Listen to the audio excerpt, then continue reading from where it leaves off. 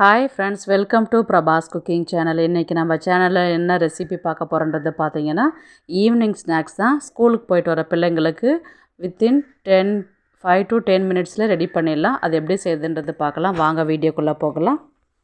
ஒரு பாத்திரத்தில் பச்சரிசி ஒரு கப்பு எடுத்துக்கோங்க. நான் 1.5 கப்பு கிட்ட அரிசி எடுத்து நல்லா ஊற வச்சு எடுத்து வச்சுருக்கிறேன்.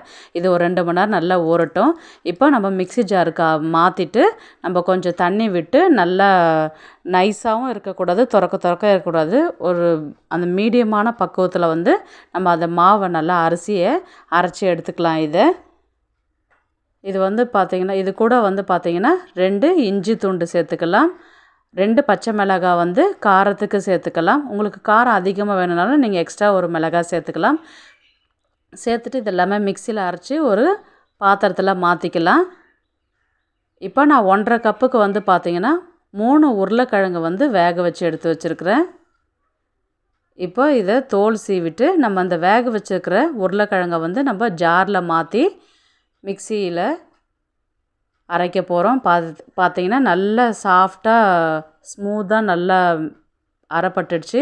இப்போ நம்ம அரைச்சி வச்சுருக்கிற அந்த அரிசி மாவில் இந்த உருளைக்கிழங்கு வேக வச்சதை மிக்சியில் அரைச்சதை சேர்த்துட்டு இது கூட பார்த்திங்கன்னா 1 ஸ்பூன் ஜீரகம், 1/4 டீஸ்பூன் சால்ட்டு கலந்ததுக்கப்புறம் சால்ட் எப்படி இருக்குதுன்னு டேஸ்ட் பார்த்துட்டு இன்னும் சேர்த்துக்கோங்க. அதுக்கப்புறம் பார்த்திங்கன்னா 1/4 டீஸ்பூன் சோடா உப்பு, பேக்கிங் சோடா, ஒரு கைப்பிடி கொத்தமல்லி சேர்த்துக்கலாம். இப்போ அந்த மாவை நல்லா கலந்து விட்டுக்கலாம். கலந்து விட்டுட்டு எண்ணெயில் பொரித்து எடுக்க போகிறோம். இப்போ ஒரு பேனில் பார்த்திங்கன்னா நல்லா கொஞ்சம் நிறையவே எண்ணெய் விட்டுட்டு, எண்ணெய் நல்லா காஞ்சதுக்கப்புறம் நீங்கள் போட்டிங்கன்னா எண்ணெய் குடிக்காது, சீக்கிரமாகவே வெந்துடும். நம்ம திருப்பி போட்டு எடுத்துட வேண்டியதான். எண்ணெய் காயாத பட்சத்தில் நம்ம போட்டோன்னா நிறைய எண்ணெய் இழுத்துக்கும், எண்ணெய் குடிச்சிடும். சாப்பிடும்போது எண்ணெய் ரொம்ப திகட்டிடும். அதனால் நல்லா எண்ணெய் காஞ்சதுக்கப்புறம் சின்ன சின்ன உருண்டைகளாக போட்டு எடுத்துக்கலாம். உங்களுக்கு சைஸ் எப்படி தேவையோ அதுக்கேற்ற மாதிரி நீங்கள் போட்டு எடுத்துக்கோங்க. அடுப்பு பார்த்திங்கன்னா மீடியம் குக்கிலே வச்சுக்கோங்க. நல்லா கோல்டன் ப்ரௌனுக்கு வர அளவுக்கு நல்லா திருப்பி விட வேண்டியது தான். நல்லா ஒரு பக்கம் நல்லா செவந்து வந்துடுது. இப்போ இதை நல்லா நம்ம எடுக்க வேண்டியதாக நல்லா வெந்துடுச்சு.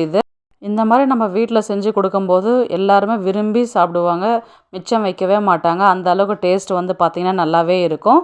இப்போது பேலன்ஸ் இருக்கிற மாவும் நம்ம போட்டு எடுத்துட வேண்டியது தான். இதுக்கு பார்த்திங்கன்னா தேங்காய் சட்னி, கார சட்னி எல்லாம் வச்சு சாப்பிடும்போது டேஸ்ட் அட்டகாசமாக இருக்கும்.